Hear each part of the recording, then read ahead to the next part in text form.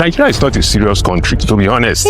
When you expose fraud in your office, you will go to jail for 1 year. When people know that there is a law, they can at least bring out their chest to say, oh, there is a law to protect me, I can do this. On what grounds are whistleblowers arrested? What's the charge? What's the legal charge? As I speak with you, he's in prison. Like I said, it's freedom of expression. Because when they stress you, perhaps moving you from court to court on something else, it will distract you from this. Out of 20 global best practice standards, Nigeria's whistleblowing bill only meets 7. Once you send a whistleblower to court on account of whistleblowing, that is judicial retaliation on its own. All these big people, they know themselves and they protect themselves. We've talked about people in jail. We have a whistleblower, yes, in jail. They are not serious in this country. They are not ready to fight corruption at all. They pay lip service to it. Commercial has gone a bit heavy. Hello and welcome to Step Up Nigeria's podcast. Our podcast is an initiative built to create awareness of governance issues that highlight the cost of corruption and its impact on service delivery. Our podcast also seeks to highlight the work of individuals, organizations who are taking exemplary action for integrity across Nigeria, Africa, and the world. My name is Ferami Iyada, and I'm the host of this podcast. Welcome. Today, we'll be talking about whistleblowing. Not the kind of whistleblowing we saw in the Arsenal-West Ham match over the weekend, but blowing the whistle, the one that actually costs you truth. The cost of speaking the truth, why that matters, whistleblowing and whistleblower protection in Nigeria. And I have an amazing group of individuals here to discuss this topic with me today. So I'm going to go around and ask them to introduce themselves. I'll be starting from my nearest left. So Godwin, please, you can go ahead. Good morning, everyone. My name is Godwin. We're actually a program manager at the African Center for Media and Information Literacy. And I lead the Corruption Anonymous project, which is a whistleblowing advocacy project in AfricMail. Thank you. Okay. Next, we have Lami. Good morning. My name is Lami Sadiq. I'm an investigative journalist. I'm also the editor at the International Center for Investigative Reporting. Thank you, Lami. And finally, we have joining us from somewhere in Africa, Jimmy. Yes, thank you. My name is Jimmy Gande. I am the executive director of the platform to protect whistleblower in Africa. We are trying to protect whistleblower around the world. Thank you. So my guests today have varying experience in investigative journalism, activism, and advocacy for whistleblowing and whistleblower protection across Africa. And I'll get more into their experience as we continue the conversation today. Why are we having this podcast? Whistleblowing plays a critical role in exposing wrongdoing, in safeguarding public resources, and in strengthening accountability and democratic governance. And across the world, we have individuals like some of my guests here today who have taken action, risking their own lives to disclose illegal or harmful activities that are in public interest, which has helped to uncover major issues, including fraud, abuse of power, and institutional failure. But you see, despite the importance of whistleblowing, we see that in Nigeria, Africa, and other parts of the world, it still remains a very risky act, particularly in contexts like Nigeria, where legal protections are still limited. There's still limited reporting mechanisms, and public awareness is also limited. This year, we're celebrating World Whistleblower Day on June 23rd, and this podcast is to create awareness around whistleblowing and protection in Nigeria. It provides an opportunity for my guests here who are experts on the topic to spotlight the role of whistleblowing and whistleblower protection. So as part of this podcast, we're glad to announce our partnership with the Platform to Protect Whistleblowers in Africa, PPLAAF, who are the sponsors of this podcast. We thank them for their support and their support for the World Whistleblower Day Art and Media Competition that is part of this entire initiative. So again, welcome. I'd like to start with Jimmy, as we've introduced PPLAAF as our sponsor for this podcast. And I would like to call on Jimmy first to introduce PPLAAF a little bit more and maybe a preview of what PPLAAF's work in Africa looks like. Thank you very much. Yes, so you have introduced is a strong protect whistleblower in Africa. It's a French NGO, but created in Senegal in 2017. By journalists and lawyers, because they they want whistleblower in Africa to be protected. So we are dedicated to the protection of and support of whistleblower across the continent. We work to ensure that deliverables those wrongdoing in the public interest are protected, heard, and imposed.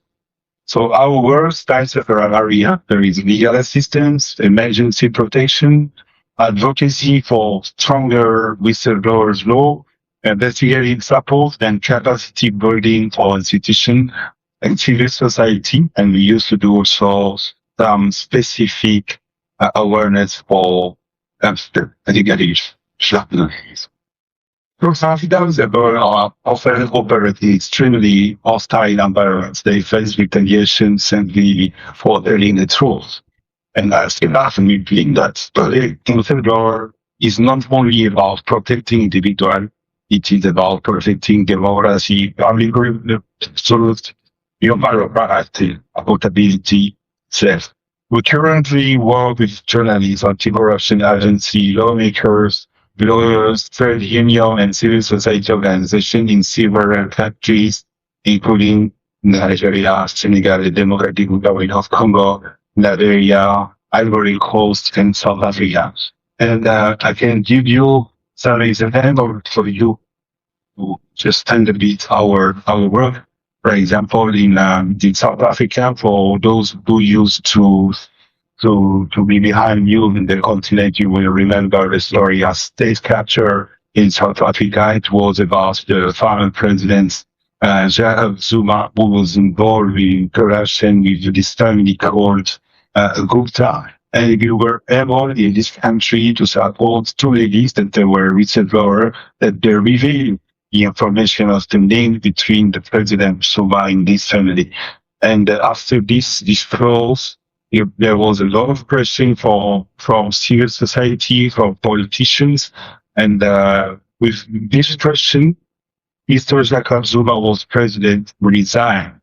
And after this revelation, they put in place a commission that was that is still working even now to improve the law to protect whistleblowers in South Africa, because in South Africa they had already a law to protect whistleblowers, but now they are working with PPLAAF to improve it. And what is also very interesting in this case, that you have the two ladies that are still living in South Africa.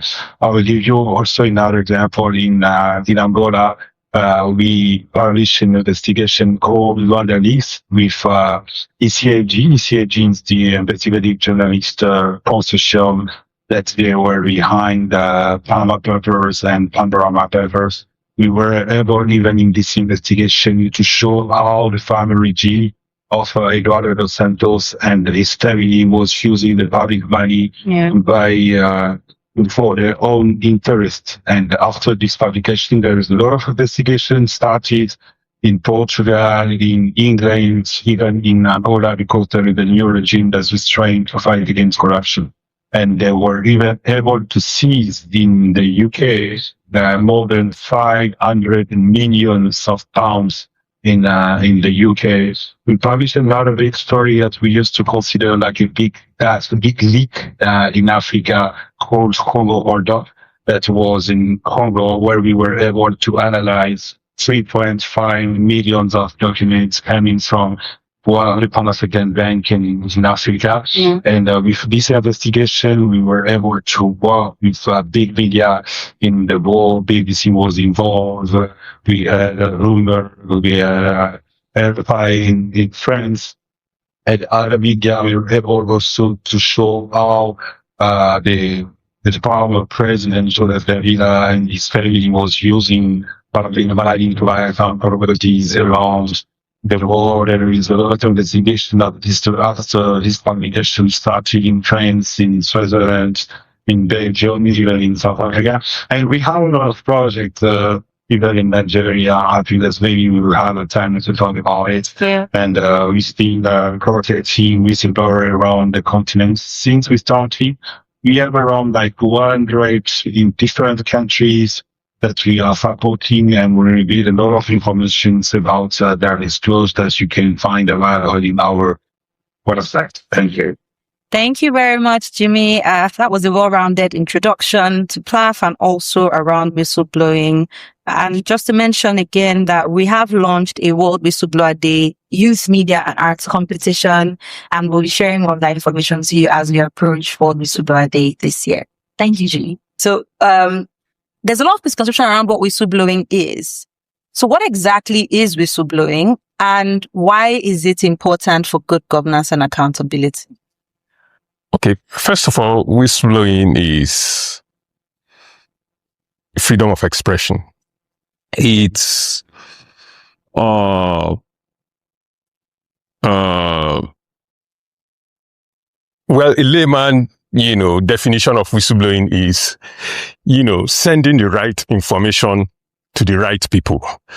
Sometimes it is called making a disclosure, or blowing the whistle. So it's essentially reporting wrongdoing. A citizen noticing wrongdoing and then reporting to a legitimate authority. It has to be to a legitimate authority. So that's whistleblowing, in its simplest definition. Whistleblowing is the newest global initiative in driving the principles of accountability, transparency, and integrity. But unfortunately, one of its greatest feature or troubling feature is retaliation. Yeah. People who blow the whistle, workers who blow the whistle have often faced unpleasant actions from their organizations. Retaliation, this could be maybe dismissed from work outright. It could be seizure of salary. It could be suspension without pay. It could be all sorts in various forms of retaliations. That's the most troubling feature of whistleblowing. But otherwise, whistleblowing is a right to freedom of expression, a legitimate action you take to reveal wrongdoing in society in the public interest. It has to be in the public interest. It's much more than an individual who, speaks up. It's about identifying wrongdoing, exposing it or trying to prevent fraud in the public interest. Yeah. Thank you. So, Lami, for someone you're an award-winning journalist, especially in investigative journalism, and you've taken immense risks. And for someone who is a northerner, a female in the North, exposing those important stories, why do you think whistleblowing is important? All right. Thank you so much for that very critical question. I think without whistleblowers, generally, I think it would be difficult for investigative journalists to do their job and do it well. It's very critical to what we do. Why? Because as a journalist, you require the use of sources, and a whistleblower is a major source for us. So when you have someone who is willing, first of all, I've always said that a whistleblower is a moralist. Is someone who understands clearly the difference between right and wrong. And that's why that person feels I'm patriotic enough to want to expose this. So we require whistleblowers to tell our stories, to hold institutions, individuals to account. And that's why we also emphasize that these people need to be protected. So whistleblowers are sources. Without these sources, you may not be able to have access. Access is important for journalists. Remember, journalists are not necessarily everywhere. Yeah. We are not embedded in institutions where issues are happening. Sometimes fraudulent activities are happening. Sometimes there's issues around human rights abuses. So we need people to inform us that certain things are happening. So you see why a whistleblower is critical to this. So when a whistleblower who is embedded in an institution sees certain things and feels that these things are illegal, or this has to do with corruption, or these things are just generally wrong, that person now reaches out to a journalist. And of course, you don't just go ahead and publish what a whistleblower. There are layers, multiple layers of verification that goes through whatever you're getting. There's a lot of back and forth with the whistleblower because also you're trying to protect that person. Yeah. We just mentioned that there's a lot of retaliation on whistleblowers. Yes, we've seen that over and over again, because sometimes it's not just even salary, it's not just about losing your job. Sometimes it's physical harm. Yeah. You could even lose your life. And that's why I insist that a whistleblower is a moralist, someone who knows what they're doing. You are patriotic enough. You want to take that risk. And you know this thing is wrong. So therefore, it's not self-serving. It's about public interest. It's not about, I was part of the gig and now I've been moved out, so I want to report it. No, you are a moralist. You've seen something wrong. And so they're critical to journalists. We rely so much on whistleblowers to tell those stories that you think are important, those stories that you think are accountability stories. We need them. And that's why we call for their protection. Thank you very much, Lami. Whistleblowers are moralists. I think that's something we can take home today. As part of the introduction, just to wrap it up, Jimmy, if you can dispel misconceptions around whistleblowing in terms of the general belief that whistleblowing just has to do with corruption. So if it's fraud or it's misappropriation, then that's when you can blow the whistle. But what are the other ways that we can blow the whistle that are not merely corruption related? So if you can expand the concept a bit more for us. Okay. Yes, I was saying that most of the time when we are talking about whistleblowing, people that will talk about only corruption and or financial illicit fraud. But you have to understand that when we are talking about corruptions, it's also about environment. It's about also health system. So you can reveal information about everything that is linked to the public interest. And when we are talking about public interest, is not only corruption. So people, they have to know that they can reveal everything, they can disclose about everything that is linked to the public interest. Thank you for that clarification. Now we've established what whistleblowing is, I want us to talk a bit more about the social norms and the value systems that have made public disclosures more difficult. And I'll go around the room. I think I'll start with Godwin again. Why are whistleblowers often labeled as snitches? They are betrayers, they are just bad pele in Nigerian language, people that just don't like good things. So where is that flawed mindset? Where does that come from? And how does this affect? Of course, it affects how people view whistleblowing, but what can we do in terms of changing that value, that mindset around? So what is the problem? How did we get there? And how do we start to change that? I think first it's cultural, and we are in a society where very low premium is placed on truth. And whistleblowing is about the argument, the positive argument for whistleblowing is centered on truth. And then maybe freedom of expression, an affirmation of an individual dignity and moral worth, and then maybe democracy.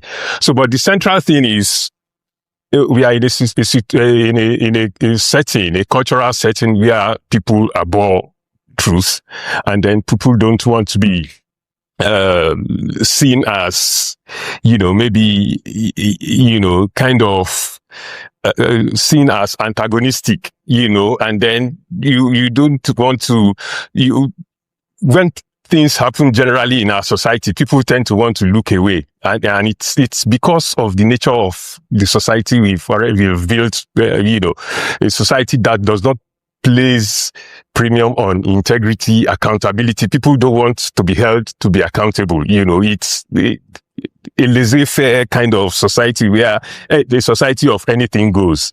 There's no value for truth. That's centrally why it is difficult for people to want to maybe refuse to blow the whistle.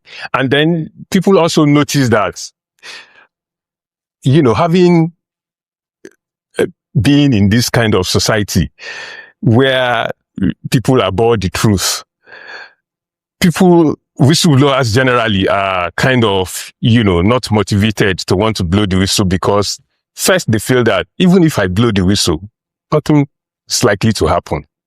So that would, and generally, and that's what happens in most organizations. You take a sample of people who you ask people whether they want to reveal something. They'll say, even if nothing will happen, because generally nothing happens in most cases and from our survey, we've discovered that people really want to report something in-house. It is when they are not listening to in-house, that's when they take the matter out. That's when most workers resort to external reporting. You send reports to ICPC, EFCC and like that, because they have tried in-house and nothing is, people in-house covered it up. So that's why, in-house you'll be, that kind of, that's why, and the whistleblowers who have worked with, some of which have been called back to work, are still experiencing that, retaliation in some way, promotion delayed, punitive transfers. You work in the central area of Abuja and then you are transferred to Gagbalada. All of that is part of the retaliation. Yeah. You've been called back, but they still see you as a very dangerous person to work with. This person shouldn't be around us here. Take him to Ibadan. That kind of thing. So it happens. So we are in a society where we don't want to be accountable and then we don't want truth to thrive. Thank you. Okay. So Lami, let's hear your thoughts on how did we get here? Well, I think the truth is that if you look at it, not just for whistleblowers, generally we're a society where when someone is doing the right thing, we often say overselling. You're too much. Yeah. It has become almost something that it's now a norm. So generally it's like that. So for whistleblowers, it's like you said, people want to report. But then again, apart from the risk, sometimes you even face challenges from the home. People are like, why did you even do this? Because when the backlash comes, it not only affects you, it affects your family. And then sometimes there's this stigma and exclusion because people see you as amenable. When things are happening, you are now kind of excluded from certain things because people no longer trust you. Even for doing the right thing, people will not trust you. Be like, you are being stigmatized. So generally, I think as a society, over time, our institutions that are supposed to look into this have not been independent because everyone answers to someone. Yeah. You find everyone has an organ. So because of that, institutions that are supposed to protect you, look into what you're doing, will naturally, even care is not taken, put you in trouble, will not protect you, will be the ones to either leave whatever document you provided for them for years, and then while you go through all sorts of stigma, all sorts of backlash, because perhaps someone at the top is saying, forget about this person. So I think it's about the institutions we have. If we're to fix our institutions, I think people will feel comfortable enough to come forward with certain things. Well, there are people that will tell you we have petitioned anti-corruption agencies for years. What has been done? And then when you reach out to some of these anti-corruption agencies, they'll be like, well, that was under this person's administration. No longer. I thought government was continuity, right? You're supposed to take the. So if you look at it, how many whistleblowers in Nigeria have been protected? And because of that, it discourages others. And like I said, there is that stigma. Then also in a society, people, when the backlash comes, even your family will want to, there's this pressure from the family. Don't start what you can't finish. Yeah. I've had a whistleblower tell me that, well, the family is putting so much pressure. Why did you even come to the press? And like you said, it's because the person tried in-house to settle this, but it wasn't working. Then they feel, why not come to the press? Why can't we fix this thing? And then the family is now putting so much pressure on this person saying that, why? Because you're likely going to lose your job and then your life is in danger. Our lives too. Your wife and your kids, their own lives are in danger. So why even do it? Is it really worth it? I think that's the question a lot of people ask. Is it worth it? Sorry, we are working with a whistleblower now who was relieved of his job in Delta State, Federal College of Education in Asaba, That brings me to what she said now about family pressure. So because of that whistleblowing, the man lost his job. The wife left him. and then took away the 3 kids that they have, and nobody wants to talk to him in the family. So we are the one, African is the one supporting the guy now. Nobody wants to see him, his brothers, his sisters, So that's the kind of society we live in. Thank you. Scary stories. Jimmy, just before I come to you, similarly, Step Up Nigeria and Accountability Lab Nigeria run these annual awards. As an annual anti-corruption star award, and Accountability Lab runs Integrity Icon that we're aware of. And we had sort of a forum to discuss protecting people who have won some of these awards. Similar to the stories that you shared, there are integrity icons that, similar stories. Her boss, she disclosed an issue in her office. Her boss was old friends with her husband. Her husband asked her to retract the story. She refused. Her husband divorced her. Many persons have been transferred out of state, like you said. They've lost their job. Many have received physical threats and actual physical harm as well. So it's not merely that we're seeing there's a social norm of this person is a tattletale, person is a reporter, but that your life can significantly and more than likely will significantly be altered as a result of blowing the whistle. So Jimmy, as we wrap up this bit, maybe you can speak a bit more about what Lami mentioned around the system issue. So the norms are already broken, as Godwin has shared. Society already, wrong is right, fraud is celebrated, criminals are applauded, people who have integrity are reported, are punished, are maligned. So when the society is unable to have that social sanctioning system that prevents negative behavior and already that prevents positive behavior and celebrates negative behavior, what can the systems now do to ensure that even if the people themselves are not celebrated at home, they receive the reward of their reporting, which is seeing actual sanctions for those who do wrongdoing? I think that's maybe definitely thought to different example. I was giving some training for lawyers in Niger, and I was asking them to know who is the whistleblower. The perception is a bit different when you are in Nigeria. It's because, whistleblowing is a English word or Francophone countries. It's something new. And I was about to ask the question, who is a whistleblower? But most of them, they say that they are snitches, they are betrayers, because this is the perception in our society, and this perception is deeply rooted in social, cultural, and institutional dynamics. And in many societies, loyalty to the rule, institution, or hierarchy is often valued more than loyalty to ethical principle or to the public interest. As a result, people who expose wrongdoing are sometimes portrayed as a traitor rather than courageous citizens.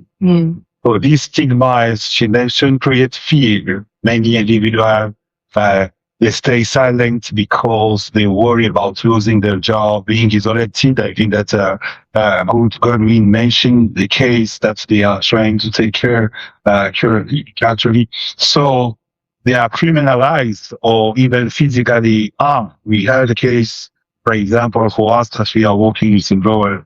So there is even the death sentence, for example, for one of them, in the Democratic Republic of Congo. And the fact that there is a lack of law in different countries cannot help.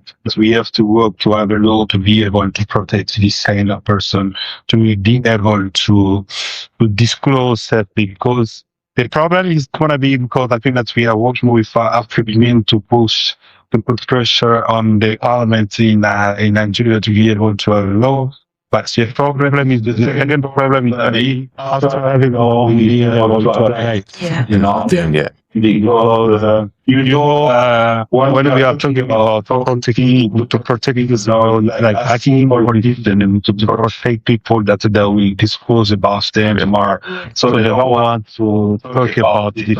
So I think that we need to educate our citizens, to know why is it important to disclose, why is it important about it? Because when we are talking about poverty in Africa, we are the first victims. That's why it's very important for the general interest to sensitize people why the whistleblowing is very, very important. But we have to tell them also about all the consequences linked to the whistleblowing. I think the examples that Godwin gave can show us that it's not very easy, and we need to be behind the people that they have the courage to disclose. Amazing. Thank you for that. I think you've entered into my next question, which was around the legal protections. It'll be interesting to hear from all of you. And I'll start with you on this one, Jimmy. Where does Nigeria fall short in terms of global standards for protecting whistleblowers? You've already highlighted that you're working with African towards pushing for more legislation, as all we have is the 2016 whistleblowing policy that doesn't achieve much because it's not backed by any powers, and there's no formal law that protects whistleblowers. So going into that issue, where does Nigeria and other African countries currently fall short, and what should the standard for that legal protection look like? I think that's all of the country in Africa except Europe. They really ratified the Convention of the United Nations against corruption. And this convention is calling all the countries to have a law to protect whistleblower. But if you can just read our report, you will realize that we have only 12 countries in Africa where you can find a law to protect whistleblower. And the last country to have a law to protect whistleblower was Senegal last year. It was like in surprise because, for example, in Nigeria, we are in the process for many years now, and we're still waiting for the parliament to vote the law. But for example, the experience that we had with Senegal, it was, for example, the new regime, when they take the power in 2024, they said, we want a law to protect whistleblower. And after 1 year, we were able to have a law to protect whistleblower. That was trying to show you it depends also the politician will. You know, when you want politicians that they want to really fight against corruptions, they will do everything to have a law to protect whistleblower. But I think that in Nigeria, there is no law. I think that Godwin can give you more information more than me. There is no law, but there is some initiative, for example, in the Ministry of Finance with the blowing whistle units. When you can analyze what this unit is doing, is not sufficient for the protection. They are talking about reward because they want to have more people to disclose. But you don't gonna find the specific, what is the protection for people that they're gonna be victim of retaliation. This is not included in this whistleblowing unit in the Ministry of Finance. That's why we need a law that can help us to really protect, to put in place some mechanism, some specific mechanism that when you know that you can receive, for example, legal assistance, you know that you can receive financial assistance, you know that you can receive psychological assistance, because, you know, whistleblower is not, when we are talking about whistleblower, is not only about the whistleblower itself. It's also about people that they are close. He said that it sometimes is going to be about their family. It's going to be about friends that they can know more about the disclosure. So we need to be able to put in place a system where we will be giving a good protection. And I think that when you don't have a law to protect whistleblowers, as the case in Nigeria, I think that you have an anti-corruption law where they are trying to call people to disclose. But the mechanism that is inside most of the time is not enough to give a global protection to the whistleblower. Thank you. Thank you very much. Can I expatiate on, Sure. the legal, position in Nigeria? So it's absolutely zero for now. There is a whistleblowing policy, produced by the Federal Ministry of Finance. They are the drivers of the whistleblowing management in Nigeria. So they have, as Jimmy rightly observed, they have a whistleblowing unit. but nobody has ever gotten protection from that unit. So all the protections that people have had, for blowing the whistle, has been from the civil society organization in collaboration with, not just any media, active, progressive media like us.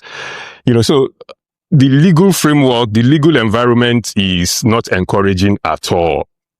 Section 12 of that whistleblowing policy actually outlines, ways people who are suffering retaliation for blowing the whistle can be protected. But not one single person that I know since the introduction of, I've been on the whistleblowing terrain since 2017. Not one single person has been protected by state institutions, whether ICPC, EFCC, all of which have, both of which have whistleblower protection laws in their, so not one single person of all the about 13 to 14, whistleblowers that suffered retaliation that I've worked with, not one of them enjoyed protection from the state. So any kind of reprieve they've had come from the civil society and the media. So section 12 of that whistleblowing policy is there. It's written there, but it's observed in the breach. So if you go to them as a whistleblower suffering retaliation that this is what happened, can you please investigate and protect me? Nobody protects you. Whether it is EFCC, whether it is ICPC, whether it's nobody, you are on your own. In fact, we try to tell whistleblowers that it's a risky job, you are on your own. If you blow the whistle, but we will be there for you when they hit you. It's good so we'll try to let them know that, there is zero guarantee for protection. Now, as it is, there is no law. So we've been at this law thing. I remember that sometime in the year, it started even before the whistleblowing policy was introduced, when Anna Meyers is the chair of the Whistleblower International Network in Scotland, So she was in Nigeria at that time, around 2000, 2001. So trying to see how Nigeria it never happened until last year when, the Ninth Senate, the Ninth National Assembly, when there was finally a bill, that was sent to the National Assembly. But the bill, before Buhari left, the bill was not sent back to Buhari so it never went back to the National Assembly. And so when a bill is not passed, at the National Assembly for the president, it goes back to the originator of that bill to resend it to wherever. So it starts again. So it's an executive bill. Right now, as I tell you, a whistleblower protection bill has been sent back to the Federal Ministry of Finance, which has in turn sent it to the presidency. As we speak, it's on the table of Mr. President, but he has not sent it to the National Assembly. He has yet to. So that shows you that there is a lack of political will to fight corruption. Nigeria is not a serious country, to be honest. There is a lack of political. Look at Senegal started this process in a couple of, and then they passed. So they sat on so it's, as I speak with you, it's on the president's table. He has not deemed it fit to send it to the National Assembly for onward immediate passage, and then sent back to him for. What does even a whistleblower protection law do? It is not a magic bullet. It doesn't say, corruption will end or wrongdoing will end. It's just a safe alternative to silence. When people know that there is a law, they can at least bring out their chest to say, oh, there is a law to protect me. I can do this. Yeah. So that's one. Secondly, it shows that you are a country that is ready to comply with international global best practices. Yeah.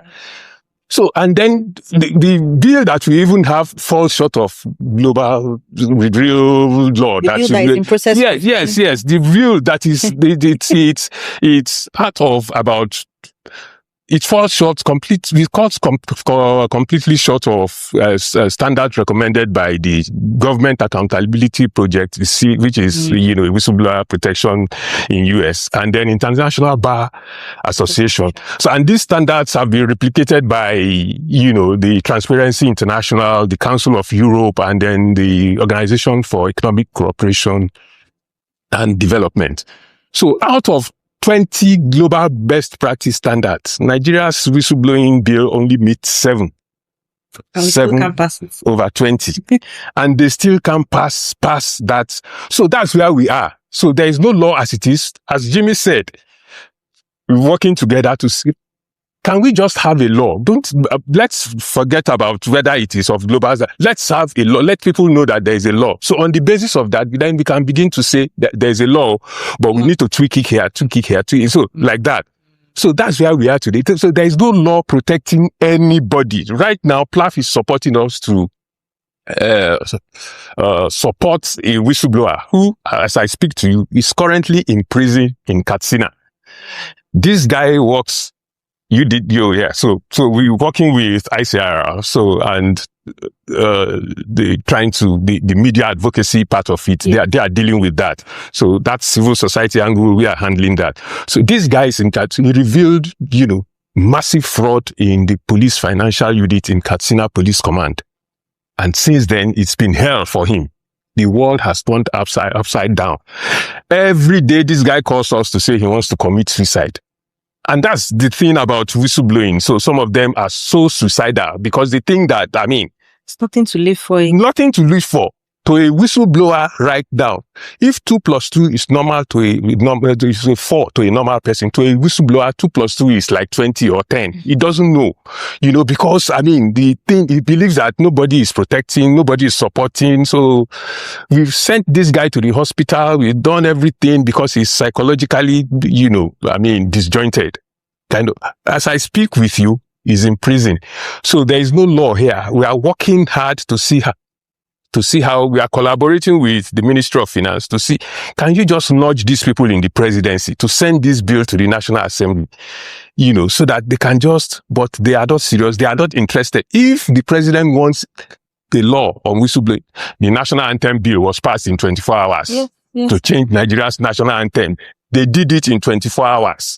If he wants a loan now, in 5 minutes, he will get it passed at the National Assembly. So if they want this kind of sunshine law that exposes wrongdoing passed, they can do it. But it's because they are not interested. Yeah. That's where we are. So there is no law here, and we are battling to get a law. We thought that Chido and I we deluded ourselves last year to think that by December 2025 we would have had a law. For where? This is May. May 2026. No law. So, but we're working to see how we can get a law. Thank you, Godwin. I think that background was absolutely necessary for our listeners to understand the difficulties involved, the extent of advocacy that has been put in, and of course, the consequences of not having that kind of law from the example that you've given. And it makes me think of Nigeria's audit bill as well, that PLSI tried to push from under Buhari's government as the African anti-corruption champion at the time. It's still there. The audit bill is still on the president's table. Again, and that's a point Jimmy had made earlier about the National Assembly being unable to pass any laws that hold even themselves accountable for, monies that go through their office, actions that they take, because giving more powers to the Auditor General means that he has more powers to query them, and giving, of course, whistleblowers protection means more people can come out to, disclose. I do have a question just for the public listening. On what grounds are whistleblowers arrested? What's the charge? What's the legal charge there is? Because blowing the whistle is not a crime. Yeah. So on what grounds are they arrested? Okay, like for exposing confidential, official secrets, and that is even illegal. And then, like, you asking somebody to do the wrong thing. Like an internal auditor we worked with who was asked to do the wrong thing by the boss. And that guy refused. And the boss had to frame some kind of that, he's insubordinate, and then you start baiting out retaliation to that kind of person, forgetting that it is legal, it is normal. People will enjoy a whistleblower right if you are asked to carry out an action that is illegal. Yes. We know that in many organizations, people are not protected when they refuse to obey an illegal order. But you have a right, you are protected under the whistleblower law if you refuse to obey an illegal order, that borders on corruption. So many people have been charged along that, that insubordination kind of, they frame all kinds of charges around it, and then they try as much as possible to get, they now send you to court.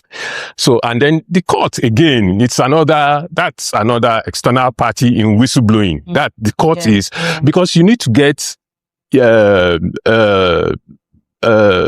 are different kinds of judges. There are judges who will come, and then when they listen to the case, they will validate that retaliation, which means they will support the organization.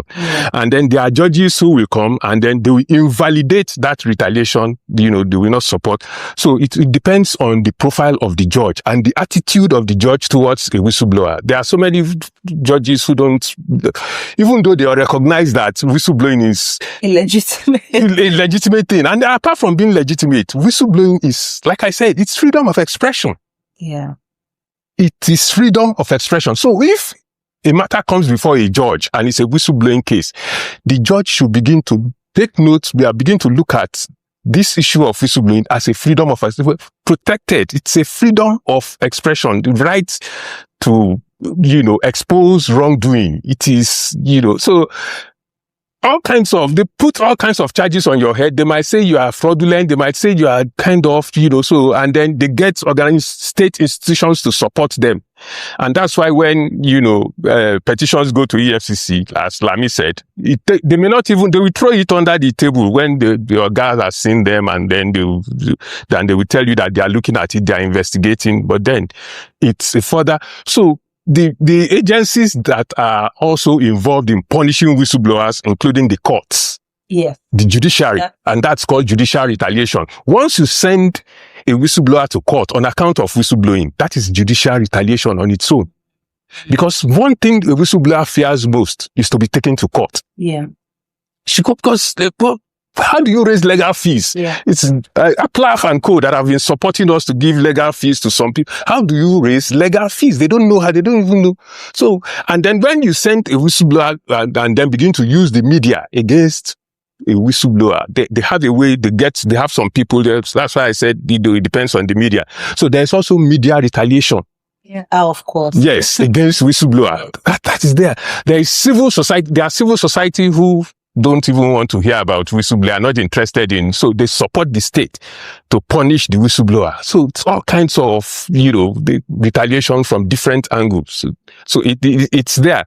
So they come, they tell you that, you have done this, they frame it around you and said, they found this thing in your local, all kinds of flimsy, private or confidential. Yeah. And then you could see how can we even have a whistleblower so soon in this government when just last year, the secretary to the government of the Federation, George Akume, whose office oversees all the ministries, raised a circular to all workers in the federal government institution to say that when you expose wrongdoing, you will go to jail. When you expose fraud in your office, you will go to jail for 1 year. It's there. About this time, let's say, George Akume, second. So that's why I said they are not serious in this country. They are not ready to fight corruption at all. They pay lip service to it. They are not ready to fight. No, it's not. They are not interested. Particularly, as GB said, that whistleblowing.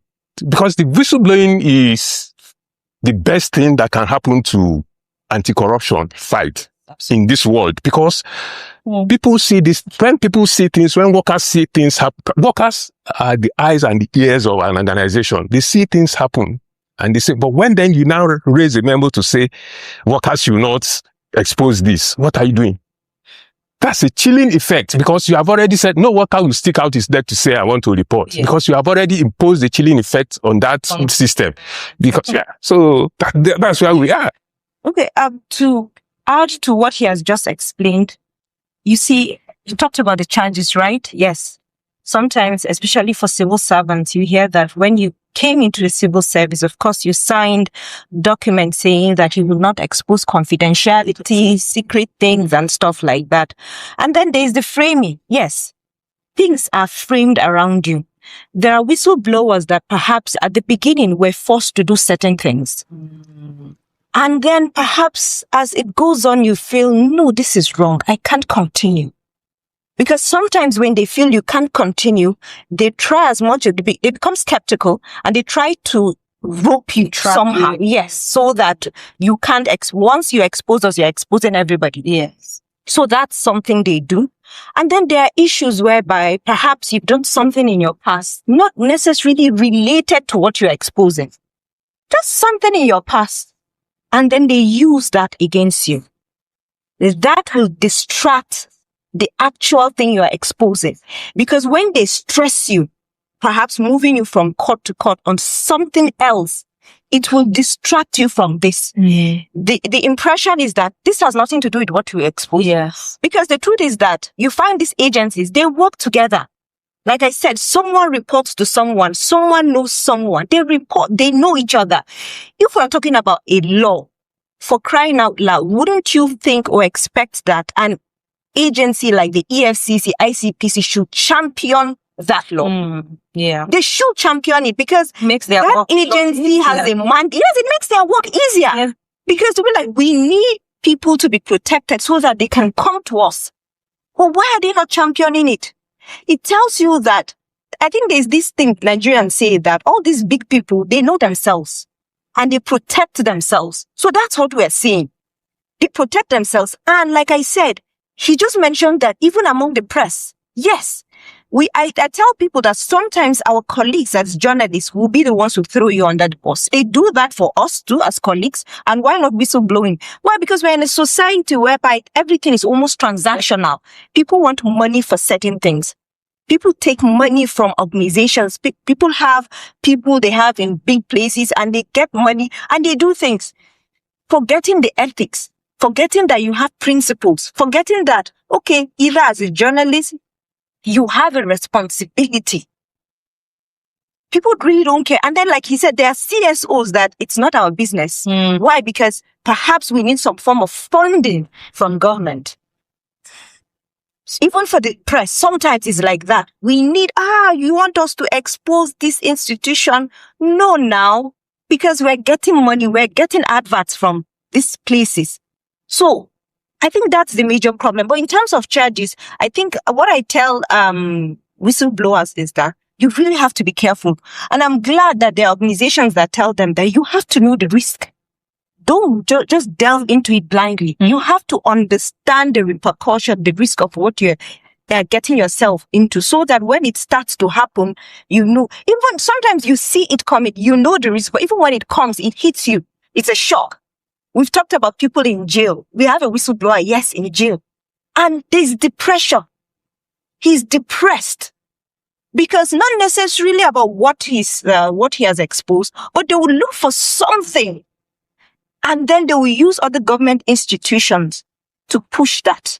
And then it distracts you. So that's why whistleblowers need the collaboration of CSOs, you know, some media houses that can help. And then not just in terms of financial help, but, you know, just to talk to someone. Yeah. Psychosocial support. Psychosocial support. Yeah. Encourage this person. Let this person know that you are not alone. We are here for you. We've heard about someone, you talked about someone whose husband divorced her. Yeah. We've heard about the families, you know, being torn apart because of this. So these people need support. They need that psychosocial help.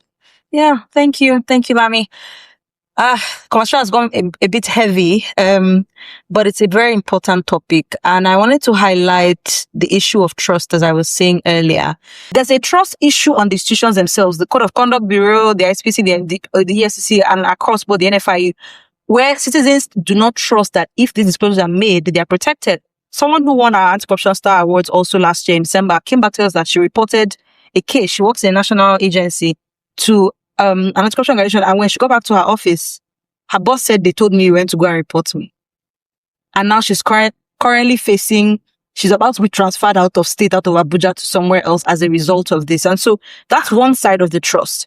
The other side, of course, and I wanted to ask, and I'll start with Lami because you're a journalist and some of these issues come to you directly. How do you also deal with fake reporting or false reporting from people who maybe have a vendetta? They just want to put somebody into trouble. it's fake news. So trust on the side of the reporter and the reportee. How do we deal with this? So I'll start with you, and then I guess we'll move to Ginny. I'll come back to Godwin. Okay, thank you so much. That's vital. I think one of the challenge you face with whistleblowers sometimes is patience. Sometimes when a whistleblower comes to you, he's like, why is it not out? Why is it not out? Why is the story not out? And then he starts to suspect that perhaps you've been compromised. So it's normal. Forgetting that when you provide sensitive information, it takes time. We are verifying. We are checking, does it make sense? Because sometimes there are exaggerations. Sometimes it's self-serving. Because like I said, you can't just come to me and tell me that perhaps you were in on it, you were part of the discussion, or perhaps getting whatever kickback was being shared amongst people, and then somehow they remove you, and then you get angry, and then you come and say, these people are doing this. And then you are part of it, right? So you're doing that not because of public interest, or perhaps because you're not getting what you thought you were supposed to get for whatever deal was being done.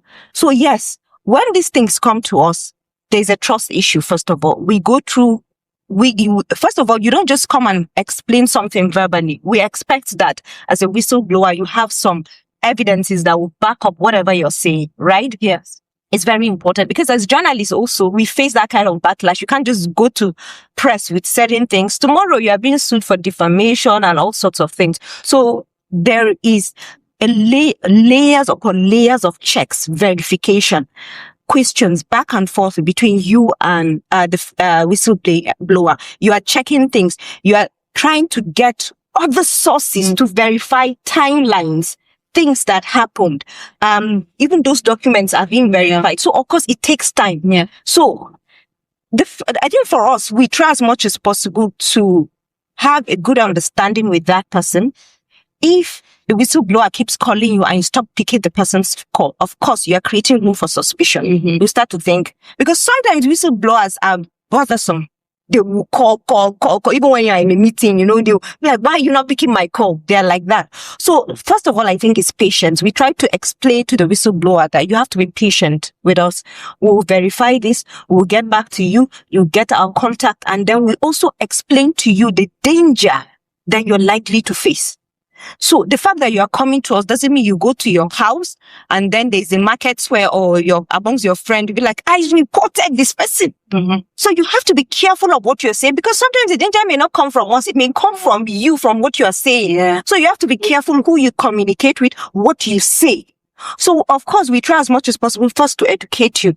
You have to be careful, the risk you're taking. We let you know that. Then we explain to you that this is a process that may take a little bit of time because we need to do ABCD. And then when we are done with that ABCD, we call you, there's that back and forth. If there are things that are not adding up, we try to close that gap. And then when we are done with that, we need to also ensure that these copies are actually certified, they're actually genuine. And then we also need to, if there are other sources that we need to talk to, we do that. And then it's important that they understand that we don't just run to press with this. We balance. We're journalists. It's our job. Whoever is being accused, or we need to reach out to, whether it's a government agency or whether it's an individual, we need to do that. And you don't just call them today because they are going to press tomorrow. No, you need to be fair. Give them time to respond, because in some institutions they will tell you that this happened 5-6 years ago. So we need time. Yes, but yeah, exactly. But time, you need time. But time is measurable. It has to be measured. You can't tell me time is till infinity. Yes. You say we need time. We're like, okay, if they are not responding, we have an important tool, which is the FOI. Yes. As we have an important, even though I will tell you that most of Nigeria's public government institutions sometimes ignore it, they don't, but then we deploy the FOI, Freedom of Information Request. But like, we need information, ABCD, like that. So we do that. So I think that's what we do to ensure that there is that, and then trust between the journalist and the whistleblower. First, the person will trust you if you take whatever information is provided to you with all seriousness. You don't kind of belittle that person. Remember, this is someone that, in case whatever he's telling you is true and he's coming to you in confidence, and he has taken a huge risk. So number one, you have to respect this person. Yeah. Let this person know that whatever he's telling you matters, and he matters to you. Yeah. He's important to you. You have a responsibility to protect him.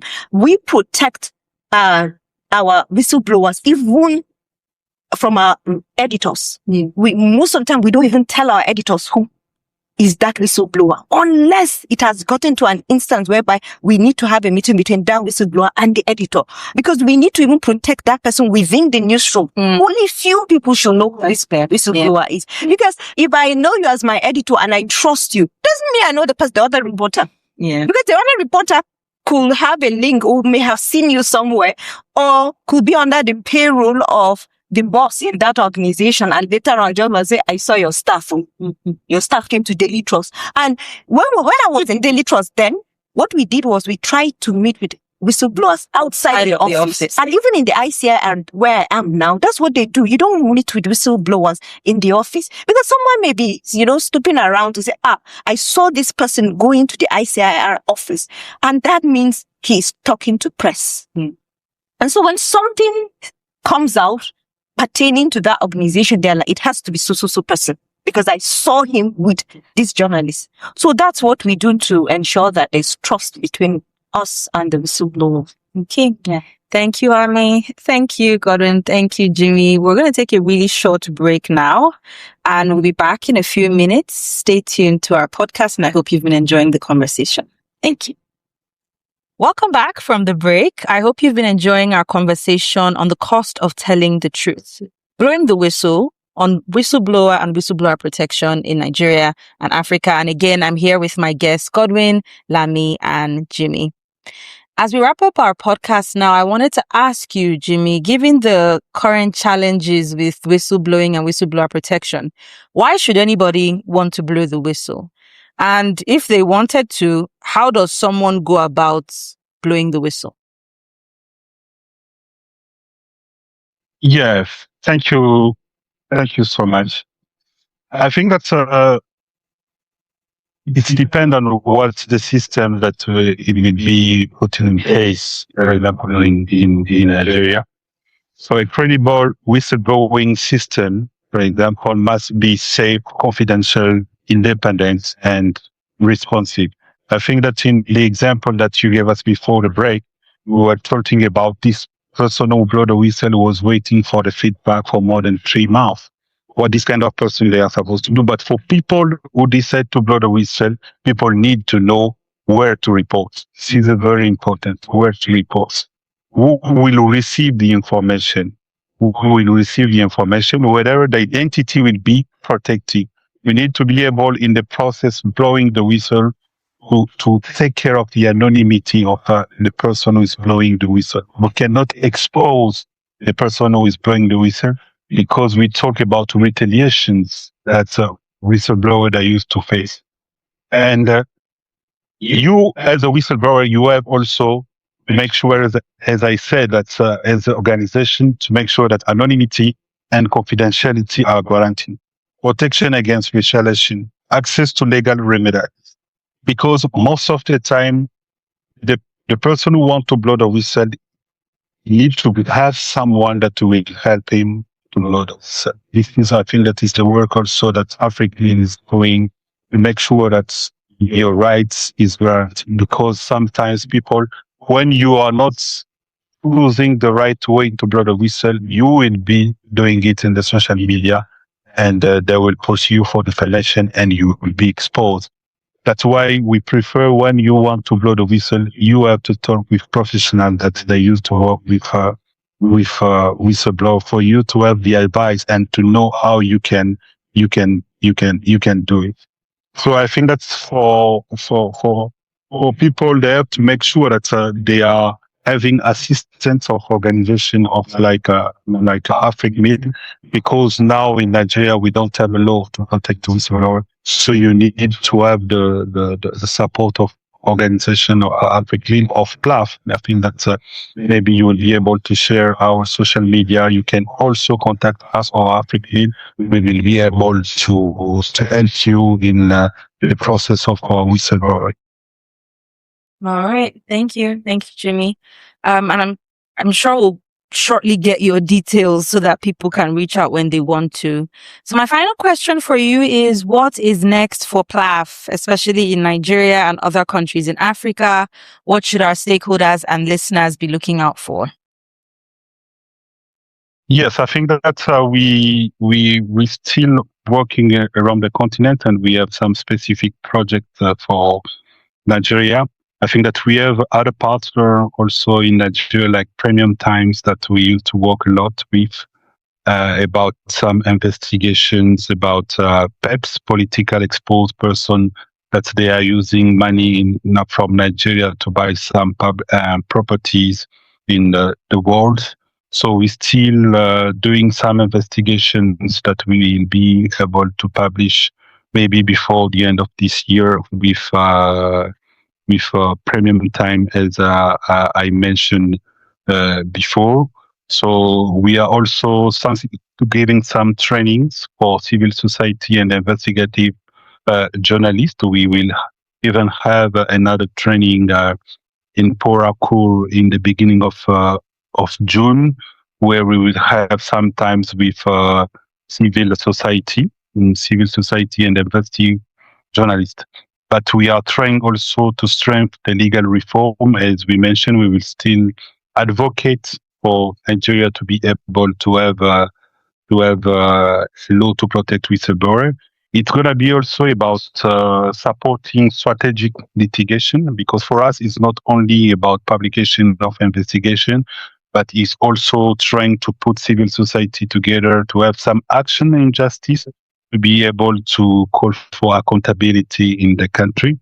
We will try also to improve our emergency protection mechanism. Or I think that we are having some cases in Nigeria that we are trying to be involved with AfricMil, because we are receiving a lot of message from whistleblowers in Nigeria, and we are trying to help them. And we are trying also to build some partnership. I think that now it's something that we are doing with journalists and civil society.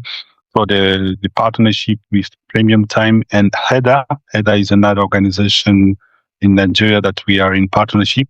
So we are trying to build this community to be able to help Nigeria. And also we are having some discussion with, for example, EFCC, other organizations that they are involved in anti-corruption in Nigeria, for trying to know how our expertise can help Nigeria to recover some assets that are abroad of the country. And we are also supporting regional cooperation against illicit financial fraud and corruption. So in Nigeria, I think that we will have also some reports, a specific report, not investigation, but a report about corruptions in Nigeria. So we keep in touch. We are very happy to work in Nigeria, and as you know, that Nigeria is one of the powerful economy. And if example can come from Nigeria, this can help Africa to build our continent.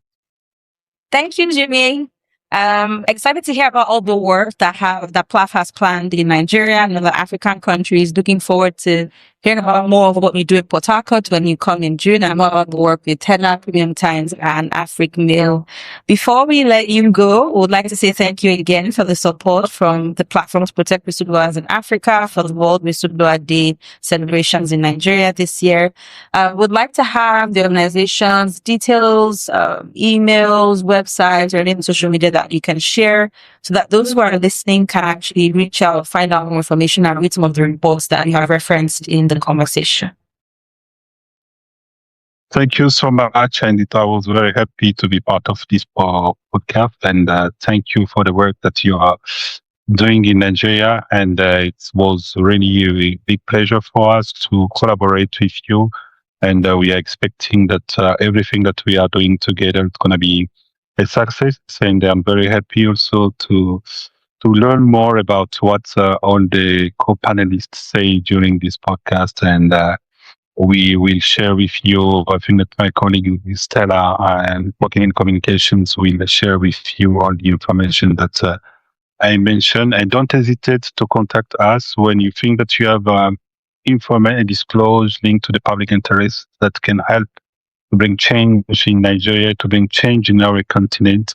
We can talk and then to know how we can help you in your disclose. Thank you so much. Thank you, Jimmy. We appreciate you. Bye-bye. Bye-bye. Take care, Jimmy.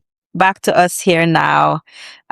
So Lami, how do we get the next generation of Nigerians to see whistleblowing as a civic responsibility rather than betrayal? Given the existing challenges which we've discussed throughout this podcast, what can we do to ensure that people still blow the whistle when they have that moral push to do so? Well, thank you so much. I think the first thing we need to do is to ensure that that law, that bill is passed and we have a law. When people know they're protected, whistleblowing will no longer viewed from the lens of snitching, but a public service that is backed by a law. The law doesn't have to be perfect. We don't need a perfect law. Gradually, we can continue to work on the law, amendments and stuff like that. But I think the first thing now is we need a law. And when you have a law, it already sends a clear message that this is now governed, is backed by state law, and also it can protect whoever is blowing the whistle, and it tells you that it's now public service. It's not about snitching. So we do that. And then again, we need to hammer on integrity. We're becoming a society whereby there is some kind of, I don't know what to call it, apathy. We don't care about certain things. We're becoming a society whereby you see wrong and we ignore it. So we need to start from the home, integrity. And if you're a parent and you work in a place whereby your integrity is called to question, imagine what you're teaching your child. So we have to, I think, take matters around integrity seriously. People need to be patriotic. We always say it, but we play lip service to it, that this is the only country we have. We play lip service to it. It's only on paper. We say it as just like an adage or something like that. But are we really serious that this is the only country we have and we want to make it better? So I think apart from the law, let's start from the home. Let's start from schools. Children will naturally gravitate towards what they see. Your actions. So if your actions are right, you're able to tell people that this is right, this is wrong, and you teach that to children in school, I think they will gravitate towards it and they will have that sense of integrity and pride as they grow that, well, I was taught either from my family background or from school that we should always do this. And then by the time you have more of people who believe in this, I think the noise, when I say the noise, I mean those who think you are a snitch, will gradually lessen. Yeah. So I think that's one of the ways we can go about it. Thank you, Lami. And it points to work that we do at Step Up Nigeria. We launched our Catch Them Young initiative in 2018, and our focus for the last 7 years has been on raising a new generation of leaders who have integrity. And like you said, it starts from training parents on how to instill values in the home, training teachers to, develop content in the curriculum that can teach ethics and values, and of course, creating educative content for children as well. So if we do not start by rewiring the mindset of the next generation on what right is and what wrong is, then we risk the chance of losing them to the existing norms around corruption being acceptable and permissible, rather than teaching them that the countries they want to run away to, we can build those countries here if we choose to do the right thing. So I'll move to Godwin. Given the challenges that you've described, pushing the law, persons you've worked with in prison, why should anyone still want to blow the whistle? Well, whistleblowing is about truth. Whistleblowers are messengers of truth for the sake of advancing public good, not private interest, public good. So it has to be about imagine you run into a woman who fries akara, and you discover that the oil she uses to fry the akara is transformer oil. That's not corruption now, but that is, Yeah. we are reporting Risk. something along the line of, health, safety. Yes. So if anyone runs into that kind of woman who does that kind of thing, if that person doesn't report, then that person is not. So it's about public good. So people will be encouraged, but then people will be encouraged more if there is, an avenue, a platform to protect them, like a tool, like a law, for instance. So it's about truth. So imagine what truth will do to a society or to any organization, to what truth does to an organization. That organization naturally thrives. An organization where truth prevails will naturally thrive. And then if you are in an organization and then whistleblowing is important because it will help address internal failings, the kind internal failings before they degenerate into maybe public scandal or a law enforcement action or anything. So it's important for whistleblowing. It's about speaking up, encouraging people to speak up. Two things it does for people is, it breaks that culture of silence. When you encourage people to blow the whistle, then you are making them, people who are naturally reserved about, wrongdoings, will want to speak up. And then, it turns them away from being, supportive of wrongdoing. Like people see wrong things and turn their eyes, turn a blind eye to something like that. So it's a pro-social behavior. You see wrong thing and then you naturally want to report it. And then in the interest, not in the interest of anybody, it has to be in the interest of the public, for public good. So there is need to, intensify public education, continue to, let people know that this is important, for society to develop. Otherwise, without whistleblowing, we're going nowhere. What do they do for journalists? What whistleblowers do for journalists just to open the door? And then the journalist just looks in and says, is this real? And then if he confirms that, the journalist has to confirm that thing is real, and then it goes to the public. Yes. So that's what they do. Without whistleblowing, investigative journalism will be zero. Because they rely on whistleblowers. So people should, but the thing is, we have to ramp up our advocacy on public education, engaging the citizens and say, this is important for society to develop. So that's where we are. Absolutely. The work of advocacy isn't done. And I think it's an encouragement to civil society, to media organizations to keep pushing. I think more civil society need to jump on the bandwagon to support those who are already advocating for the Whistleblower Protection Act in Nigeria. And again, we need more of that civil society collaboration with media. So hopefully some of these conversations can be taken outside of this room and we get more people in that space as well.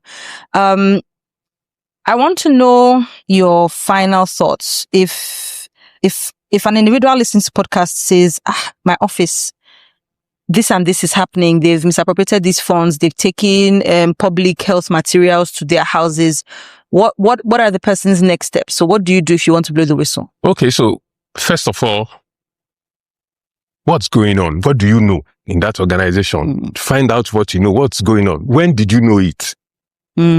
So then the second thing you do is you document the facts. What are the facts? Leave out your opinion. What are the facts?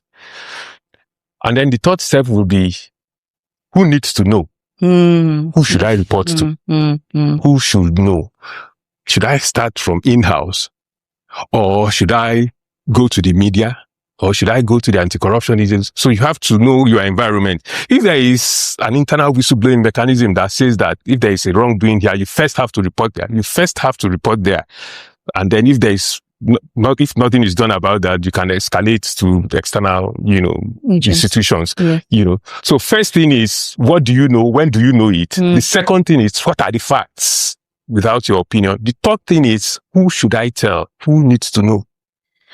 The fourth thing, consider anonymity. Do I want to remain anonymous? Or because there are whistleblowers who don't want to, want to put themselves out there that I said it, I did it. Yeah. Mm-hmm. And some people want to remain anonymous. So you consider that, but whistleblowers are always advised to remain anonymous. So it's when it gets out of hand that you can, Then the final thing is you make your submission, make your reports, but make sure you have your relevant facts.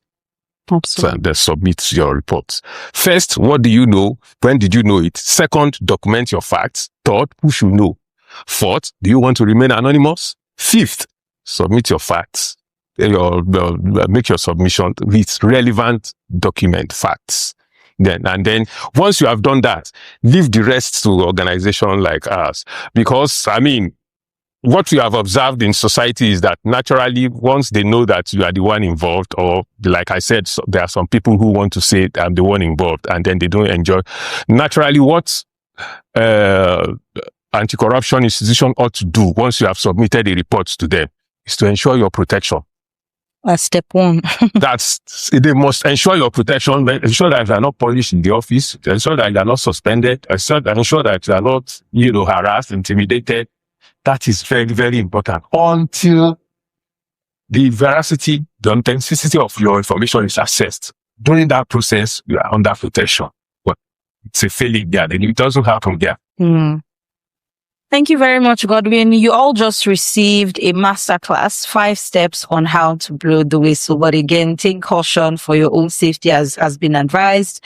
And we have organizations here that are willing to help. I would like your final thoughts. And this is not to me, but to the public who is listening. What's your encouragement, Lami, to young people, young women, young Nigerians who are disheartened, who are fearful, who are unsure? What's your encouragement to people after listening to this, that the fight for good governance, accountability is worth fighting for? I think I would just say that it doesn't pay to be apathetic. And what I mean by that is it doesn't help anyone if you see a wrongdoing and then you just pass by and you don't care.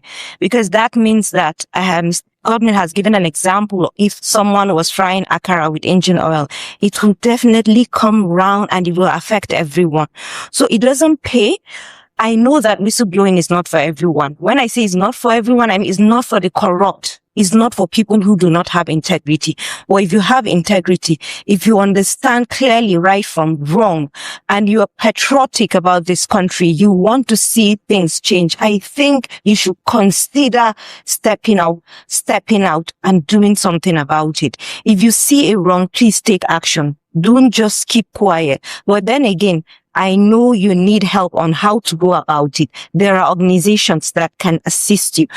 Even if it means submitting a complaint wherever you work and nothing much is done about it. There are organizations, there are NGOs, CSOs that can help you to say, okay, come, we'll advise you. Even if we don't want it to in the public yet, you need someone to talk to. There are CSOs that can talk to you, advise you, put you through on what to do.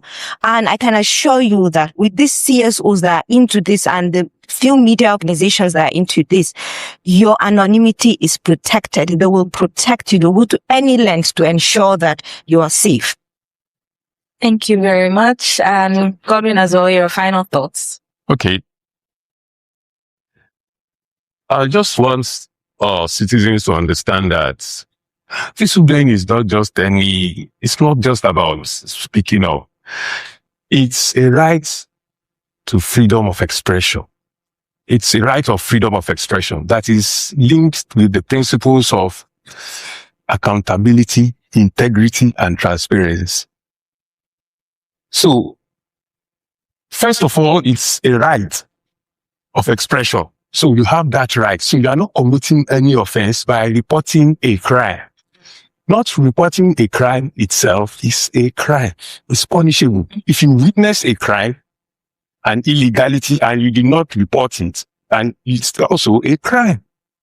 So from that standpoint, just get that this is about human rights. Whistleblowing is a human rights issue. People should just understand that they are not committing any offense by reporting wrongdoing.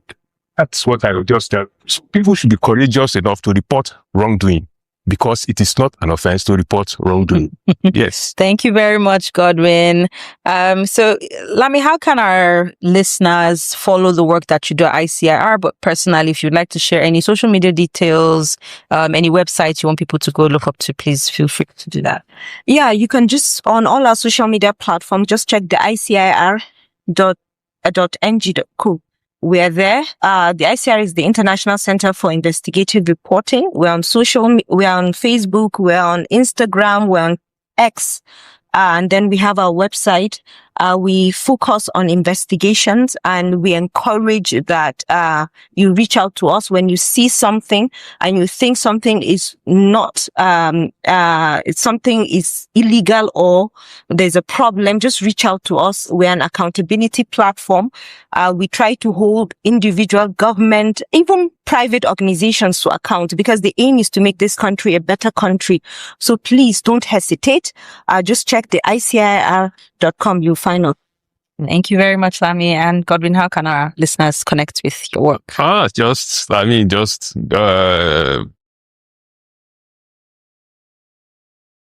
Africmail, www.africmail.org. And we are also on Facebook and all other platforms. African Center for Media and Information Literacy. Once you Google it, everything about Africmail is there. Yeah, thank you. Thank you.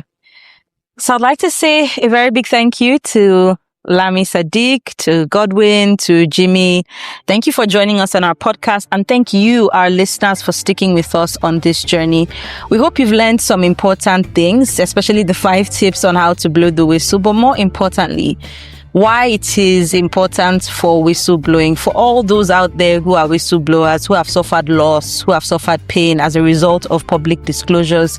We want to say that you are celebrated, that we see you, that your work is important, and that you should keep up the good work. And to fellow young Nigerians, as you're listening, as you're worried, as a Nigerian, of all the things that come up in the news every day that give you worry, we hope that this podcast encourages you that there are many Nigerians who are working for the good of Nigeria, that the fight for good governance, the fight for anti-corruption, the fight for protection of whistleblowers is a fight worth joining. And we hope that you will join all of us as we continue to fight for a Whistleblower Protection Act in Nigeria, and also for the protection of whistleblowers in Africa and all over the world. You can follow Step Up Nigeria at step_up_Nigeria on our social media platforms, and on Facebook and LinkedIn, we are Step Up Nigeria. Finally, this podcast has been possible with support from the Platform to Protect Whistleblowers in Africa, PPLAAF, and we thank PPLAAF again for their support. This podcast forms a series of activities as part of a program we have launched, which is called the World Whistleblower Day Art and Media Competition. We invited Nigerian youth from all over the country to submit entries of art, music, dance, drama, skits that protect whistleblowers. How can we use creative storytelling to advocate for whistleblower protection in Nigeria? We've seen your entries. They're amazing. Be on the lookout as our winners' announcements will come out in June, and we'll have our winners on another podcast. So stay tuned to the next episode. I've been your host, Ferami Iyanda. Thank you for listening. Goodbye.